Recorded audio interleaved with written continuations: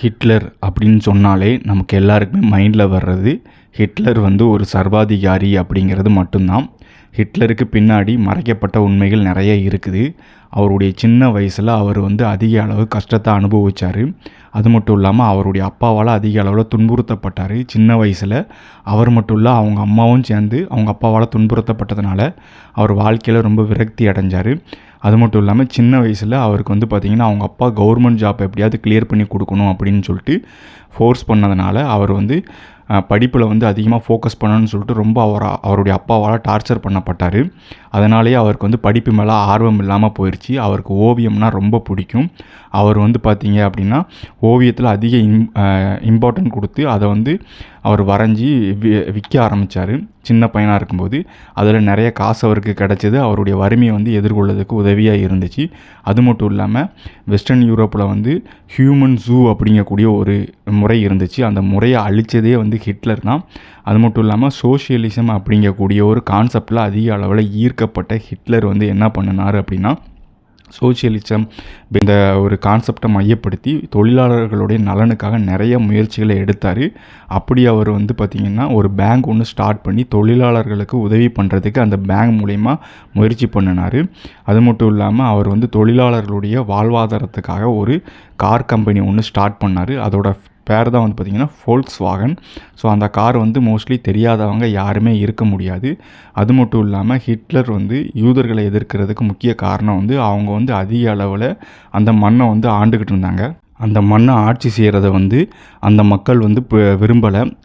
So வந்து Jewish people வந்து அதிக அளவில் அந்த மண்ணில் இருக்கக்கூடிய மக்களோட வாழ்வாதாரங்களை சுரண்டி அவங்களுடைய வந்து எல்லா தேவைகளையும் வந்து அழிக்க ஆரம்பித்தாங்க. அது மட்டும் இல்லாமல் எல்லா அதிகாரத்துலேயும் யூதர்கள் தான் இருந்தாங்க. அதை மாற்றணுங்கிறதுக்கு முயற்சி பண்ணது வந்து ஹிட்லர் தான் பண்ணினார். அவருடைய கம்யூனிகேஷன் பர்பஸுக்காக எந்த இடத்துல ஒவ்வொரு நாளும் தாக்குதல் நடத்த போகிறோம் அப்படிங்கிற ஒரு இதை வந்து தெரிவிக்கிறதுக்காக அவர் உபயோகப்படுத்தின ஒரு மிஷின் தான் வந்து எனிக்மா அப்படிங்கக்கூடிய ஒரு மிஷின். இந்த மிஷின் நம்ம நினைக்கிற மாதிரி ஒரு சாதாரண மிஷினே கிடையாது. கம்ப்யூட்டரை விட பல மடங்கு காம்ப்ளிகேட்டடான ஒரு மிஷின். இதிலிருந்து தகவல்களை வந்து ஈஸியாக லீக் பண்ணவே முடியாது.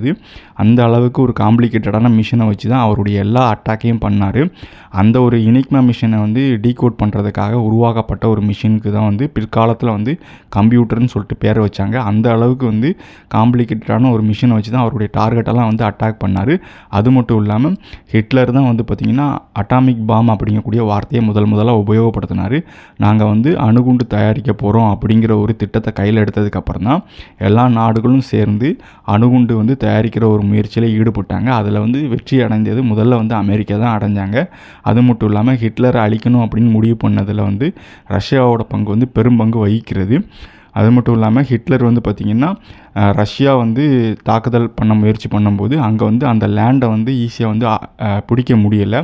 அவருக்கு அந்த லேண்டுக்குள்ளே போகிறதே வந்து பெரிய கஷ்டமாக இருந்துச்சு.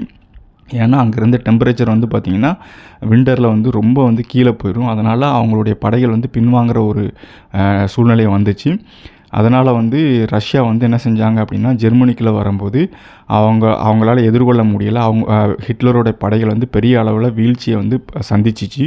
ஹிட்லருடைய படைகள் வந்து ரஷ்ய படைகளை எதிர்கொள்ள முடியாமல் வந்து அவர் வந்து தன்னைத்தானே சூசைட் பண்ணிக்கிற அளவுக்கு போயிட்டார்.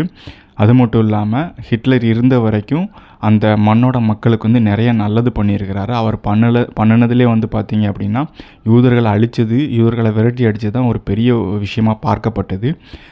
இந்த மாதிரியான வீடியோக்கள் பார்க்கணுன்னா மறக்காமல் வந்து எங்களுடைய சேனலை வந்து சப்ஸ்கிரைப் பண்ணிக்கோங்க. வீடியோ பிடிச்சிருந்தால் மறக்காமல் லைக் பண்ணுங்கள். நன்றி.